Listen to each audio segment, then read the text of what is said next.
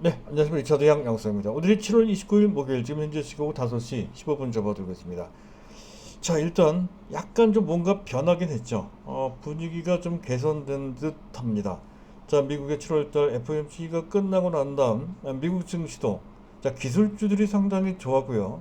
자, 우리 증시도 그게 어느 정도 고무버든 바 있는 것 같습니다. 하지만 코스피는 여전히 맥을 추지 못하는 것 같고요. 상대적으로 코스닥이 보다 강한 반탄력에 나왔다는 건데, 전체적으로 봤을 때에는 좀 분위기는 개선됐다 하더라도 대형주들이 주도하는 이른바 지수 상승 장세가 펼쳐지기에는 아직은 좀 섣부른 측면이 있다, 이렇게 판단이 됩니다. 다만 여러 가지 측면에서 뭔가의 가능성이 좀 생긴 그런 상태로 판단돼서 그 부분은 시간을 두고서 계속 관찰하면서 판단할 필요가 있겠다, 그렇게 말씀드릴 수가 있겠고요.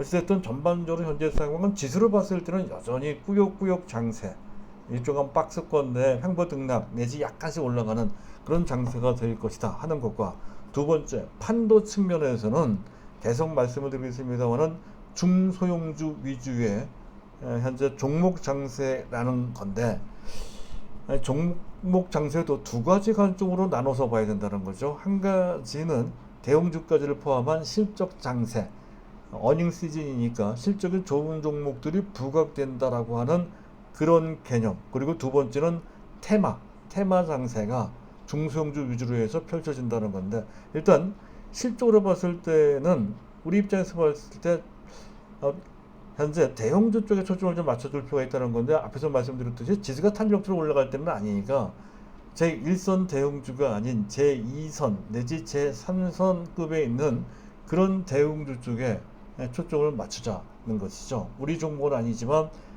삼성전기 또 LG 이노텍 같은 그런 종목들이 가장 적합한 대상이고, 우리 종목에서는 LG전자가 그에 해당된다라고 이제 보시면 되겠습니다.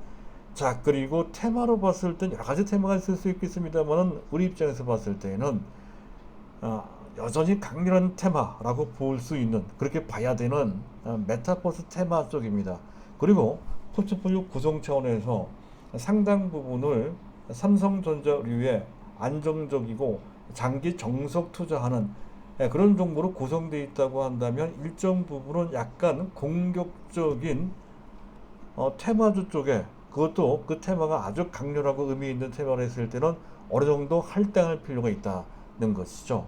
안정적인 종목을 중심으로 하고 나머지는 좀 공격적인 그런 종목으로 구조해야 현재 상황에 걸맞는 것 같습니다. 다만 현재 단기로 매매하기가 그렇게 여의치 않으시거나 성향이 그렇지 않으신 분들은 뭐 그렇게 할 필요가 없죠. 여전히 장기적으로 정석적으로 할 수 있는 그런 종목들, 우리 장기 정석 종목 베스트 3가 있죠. 삼성전자, 네이버, 그리고 삼성바이오로직스.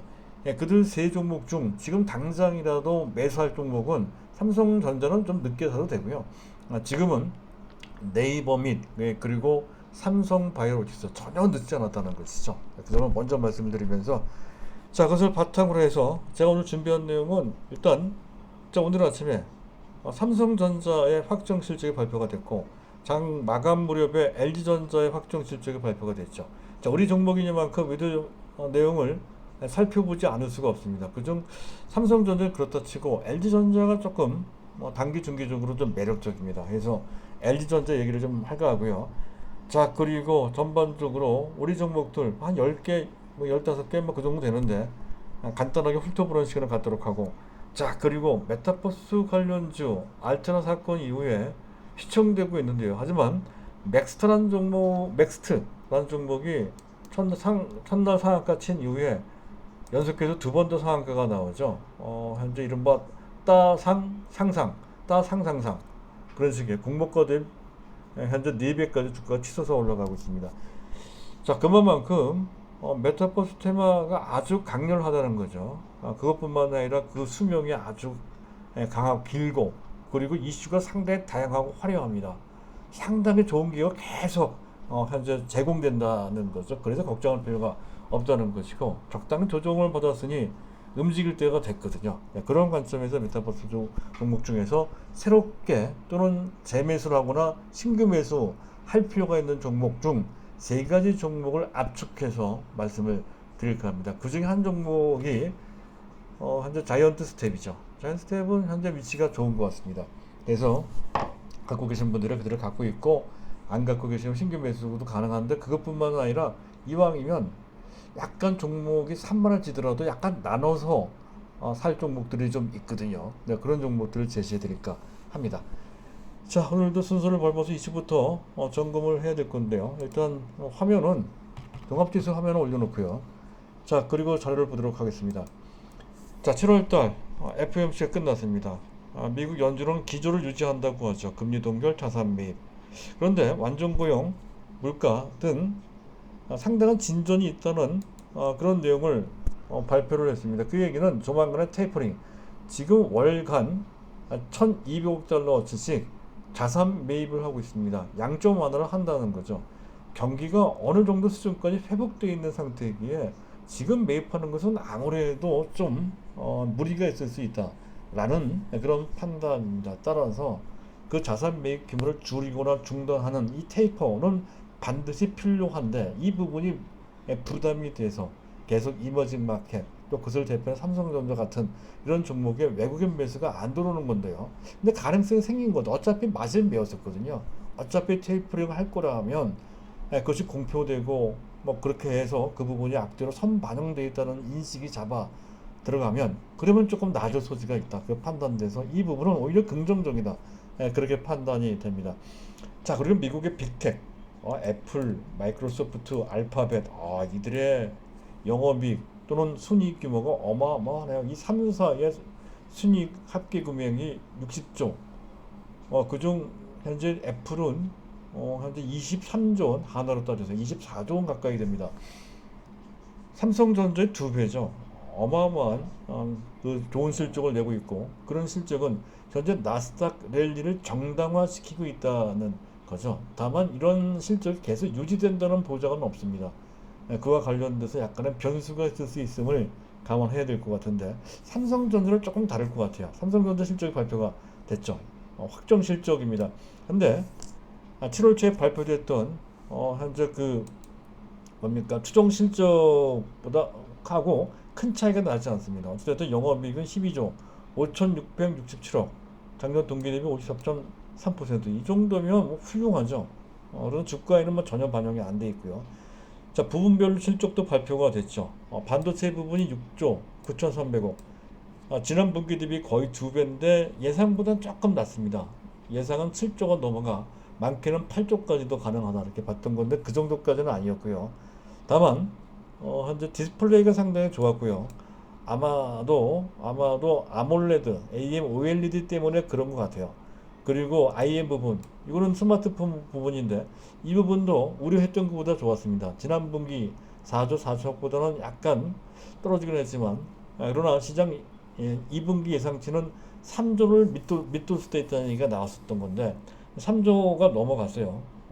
그리고 이번 흐름은 신제품이 나오는 3분기, 4분기 때 조금 더 개선될 소지가 있다 이렇게 판단이 되고, 자, 그리고 소비자 가전 부분이 1조 약간 넘어가고, 이것도 나쁘지 않았습니다. 아마 팬데믹 영향 때문에 그런 것 같습니다. 전체적으로 균형이 어느 정도 형성된, 균형 있는 실적 베이스가 나왔다 이렇게 볼 수가 있는데, 사실 이 정도 갖고는 다소 좀 부족합니다. 그래서 금년 3분기, 4분기 때 영업이익 규모가 15조 이렇게 나올 것으로 예상되고, 그것이 금년 하반기뿐만 아니라 내년 토탈 영업이익 규모가 60조가 넘어가는 수순이 기대될 때, 그때 삼성전자가 움직이는 그러한 타이밍이 나올 것 같습니다. 역사적인 최대 실적은 2018년도 그 당시 2018년도 맞죠? 2018년도 그 당시 영업이익 규모가 무려 58조 9천억 원이었습니다. 연간 토탈 영업이익 말이죠. 그것을 내년에 갱신하지 않을까 싶은데요. 그런 어떤 가능성이 타진됐을 때 삼성전자가 본격적으로 움직이는 그런 상황이 된다. 그렇게 예상된다는 거죠. 지금 당장은 아니겠습니다. 자, 그리고 시장을 점검해 보도록 하죠. 미국의 국채 10년물 금리가 계속 내려가네요. 1.2327. 국채 가격이 올라간다는 건데 위험 자산에서 안전 자산으로 빠져나간다는 개념보다는 금융시장이 안정화되고 있다는 것으로 볼 수 있는 그런 흐름이고요. DXY가 좀 내려왔습니다. 92.3. WT 원달러 현재 1146원. 전일 대비 무려 8원 50전 정도가 크게 내려왔어요. 이건 차트 잠깐 보시도록 하시죠.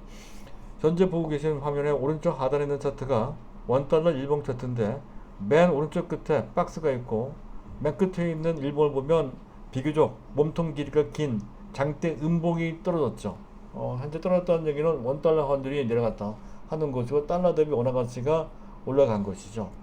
해서 상당히 탄력적인 것까지는 아니지만 견조한 상승세, 즉 원달러 환율이 올라가는 추세, 원화 가치가 떨어지는 그런 흐름에서 벗어나서 현재 원화에 대한 수요가 늘어나는 것으로 해석되는 장면이 나왔어요. 이건 긍정적입니다. 여태까지 이런 흐름이 뚜렷하지 않았었던 건데 오늘 그런 모습 중에 하나가 나와서 이 부분도 약간 긍정적입니다. 자, 그렇고 주변 증시를 잠깐 볼까요? 지금 현 전반적으로 일본 증시가 반등에 나왔고요. 중국 증시도 반등에 나왔습니다. 나스닥 선물이 지금 약보합 정도인데 하지만 전체 분위기는 최소한 나쁘지 않은 것으로 볼 수가 있다는 거고요. 잠깐 수급을 볼 필요가 있겠다 싶은데요. 이 수급은 이 자막을 지워놓고 이제 보도록 하겠습니다. 자, 테이블을 보면 외국인들 순매도가 나오죠. 기관만 순매수를 한다는 건데 그래도 의미가 있는 부분이 좀 있습니다. 자, 수급을 보게 되면 기관들 금융투자 중심으로 해서 3거래일 연속 순매수했고 외국인들은 현물 쪽은 아직은 뚜렷하지 않지만 적어도 선물 쪽 규모는 많지 않습니다. 3거래일 연속 순매수 했다는 것이죠. 지수가 올라가는 쪽에 베팅을 했다는 건데 아마 적극적으로 베팅한 정도는 아니고 간만 응수타진이죠. 간만 본 그런 정도의 롱 포지션을 취한 것이다. 그렇게 이제 판단이 되고요. 어쨌든 약간 가능성이 생겼다는 것이 바로 이 장면에서 우리가 확인할 수가 있다는 것이죠. 그리고 자, 베이시스가 마이너스 0.09인데 장중에 계속 플러스가 나왔었거든요. 이 부분도 좀 개선된 것입니다. 이것이 적어도 플러스 0.5 이상 적당하게는 한 1.0 정도로까지 확대가 되면 프로그램 매수가 활발하게 유입될 건데 그때부터 대웅지가 움직이겠죠. 하지만 거기까지 가려면 아직도 많은 현재 시간이 좀 필요한 것으로 판단이 됩니다. 일단 여기까지 다 시장을 봤고요. 자, 우리가 LG전자 실적을 좀 봐야 되겠죠. LG전자 실적을 한번 보도록 LG전자의 차트를 올려놓고 보도록 하겠습니다. 자, LG전자인데요. 사실은 그렇게 시원스럽게 쭉쭉 올라가는 그런 모습은 아니죠. 충분히 꽤 만족스러운 정도의 그런 성과를 내는 것은 아닙니다. 하지만 주가는 다른 그 어떤 종목보다도 상당히 안정적이다 하는 것을 알 수 있죠. 상승 추세선을 현재 아주 견조하게 따라가면서 전체적으로 올라가는 그런 모습을 차트상으로 우리가 확인할 수가 있겠습니다. 일단 실적을 보도록 하죠. 자, LG전자도 역시 7월 초에 발표했던 그 실적, 추정 실적, 잠정 실적이죠. 잠정 실적과 큰 차이가 없습니다. 거의 똑같고요. 영업이익 규모는 1조 1127억 원. 작년 동기 대비 거의 65% 역시 급증했다는 거고요. HNA 생활가전 부분이 영업이익이 6,536억 절반 이상이 넘어가고 그리고 올레드 TV가 좋았어요. 3,335억 원. 원래는 2,500억 정도 나올 것이다 봤던 건데 훨씬 좋게 나왔습니다. 올레드 TV가 완전 히트를 쳤다는 거죠. 자, 그래서 그런데 또 한 가지 약간 예상보다 약간 저조했던 것은 VS 전장사업부입니다. 전장사업부가 매출은 뭐 비슷한데요. 영업이익이 적자입니다. 그냥 적자가 오히려 확대가 됐습니다. 1,032억 정도로만. 근데 일회적인 비용이 많이 들어가 있다는 거죠. 그것 때문에 최근에 못 갔던 것으로 판단이 됩니다. 하지만 그건 일회적인 비용이고 이것이 아마도 3분기 때부터 흑자로 반전되고 본격적인 실적 성장은 내년부터 이미 수주를 60조 원 정도를 받아놓은 게 있죠. DKW에서 받아놓은 것도 있으니까 그것까지 합치면 거의 70조 정도의 수준을 받아놓은 게 있습니다. 그것이 내년부터 그것이 매출로 인식이 된다는 거죠. 그렇게 된다면 본격적인 전장 사업의 매출을 기대할 수 있는 때는 금년에 흑자 반전 3분기 내지 4분기 흑자 반전이 되고 내년부터다라고 본다고 한다면 LG전자의 미래 전망은 매우 유망하다는 것을 알 수가 있죠. 자, 그리고 현재 PC 그 외 다른 부분, 뭐 PC나 모니터 부분 617원, 뭐 큰 건 아니고요. 자, 그리고 7월달부터 캐나다의 마그나 세계적인 자동차 부품 회사와 합작해서 이 파워트레인을 출범했죠. 전장사업부 합작법인을 출범했다는 것이고, 하반기 들어서 아마도 분기당 1조 원 정도의 영업이익을 계속 유지할 것으로 판단이 됩니다. 그랬을 때 연간 영업이익 규모는 거의 5조 원 정도 될 것이라는 건데, 이것을 기준으로 본다면 지금 멀티플은 즉 EPS는 18,000원 약간 넘어갈 것 같습니다. 18,000원 생각해 보세요. LG전자의 EPS 주당 순이익이 18,000원인데 현재 주가 166,500원이니까 그 PER이 9배 정도밖에 되질 않죠. 그런데 성장성이 좀 떨어지는 데는 적정 PER이 낮아야 된다 하겠습니다만은, 지금 LG전자는 문제가 됐던 그 뭡니까 스마트 사업 부분을 일단은 현재 폐지를 했고요, 철수를 했고요. 그리고 전장 사업에 내년부터 본격적인 현재 이 회수 구간으로 접어든다는 것도 그렇고, 또 애플카를 생산할 수도 있고 최소한 애플카에 들어간 전장품을 공급할 수도 있는 모멘텀이 있단 말이죠. 그래서 그 어느 때보다도 LG전자는 성장성, 미래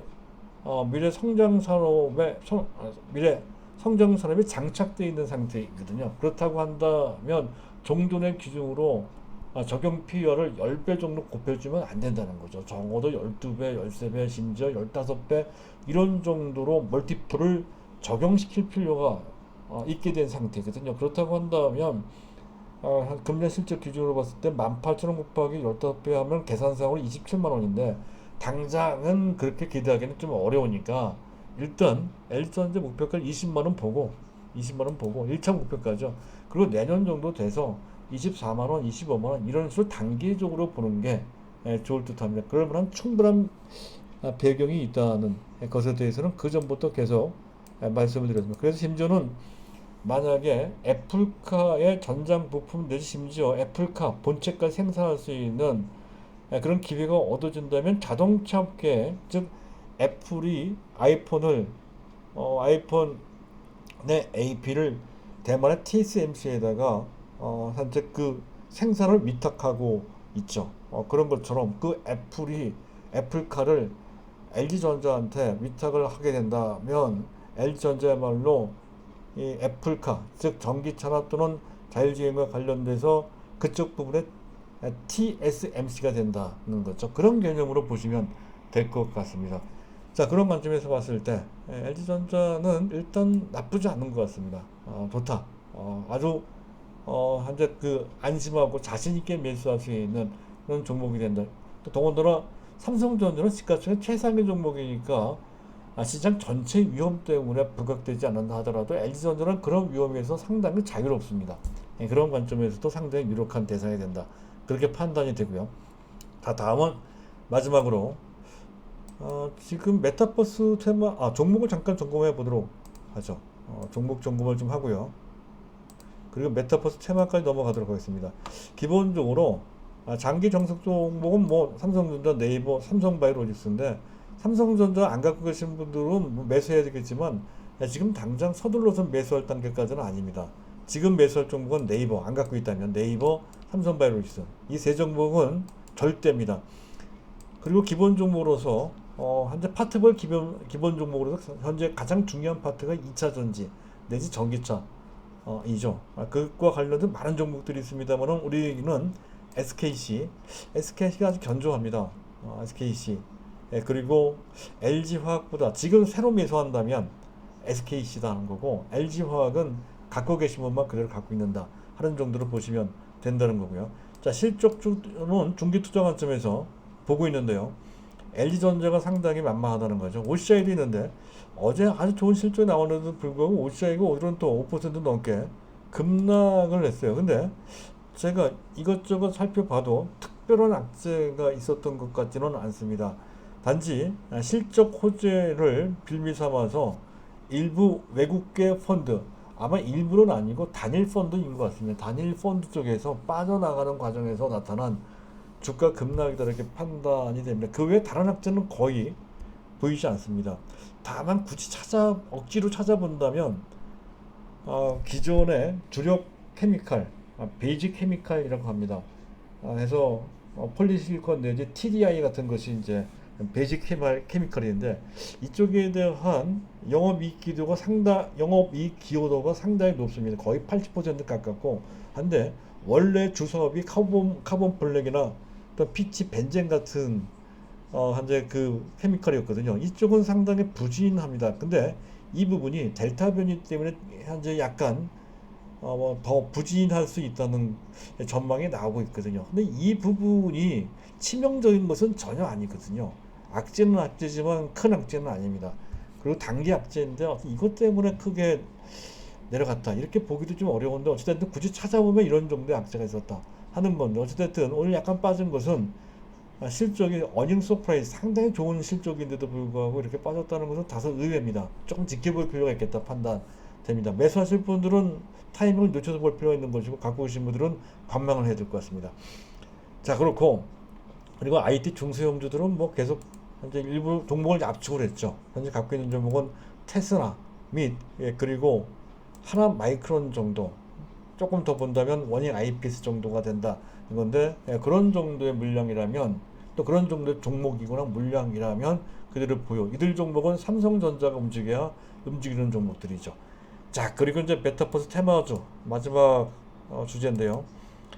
이 테마가 얼마만큼 중요한지에 대해서는 뭐 누차 제가 귀가 따갑도록 제가 말씀을 드렸던 것 같습니다. 그래서 오늘은 그 내용은 생략하도록 하고요.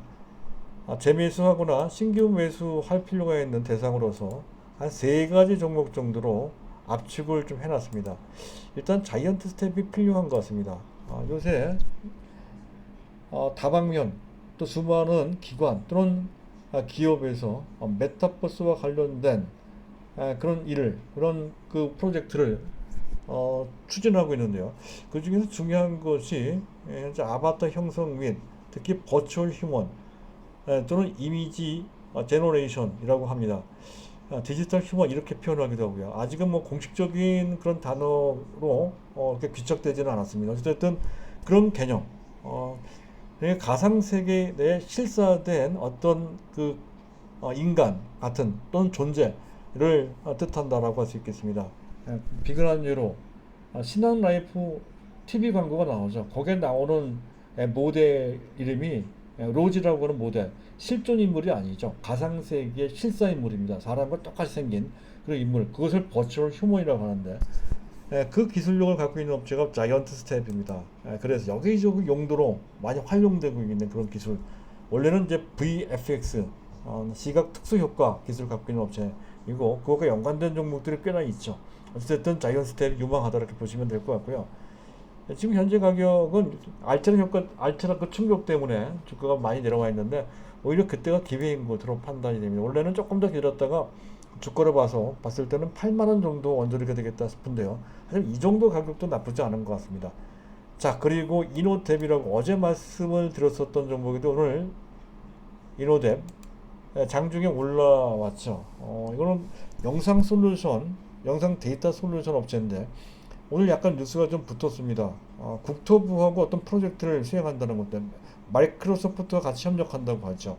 객체 인식 내지 동작 사물 인식 기술을 갖고 있다는 건데, 전체적으로 신도시 개발과 관련된 그런 내용이라서 지금 객관적으로 직접적인 메타버스 사업과 연관되어 있는지 확실치는 않습니다. 하지만 연관된 것으로 분류되어 있는데, 다행인 것은 이노뎁 같은 경우는 아마도 스스로 지네들이 메타버스와 관련 없다 이렇게 알차처럼 나오지는 않을 것으로 보입니다.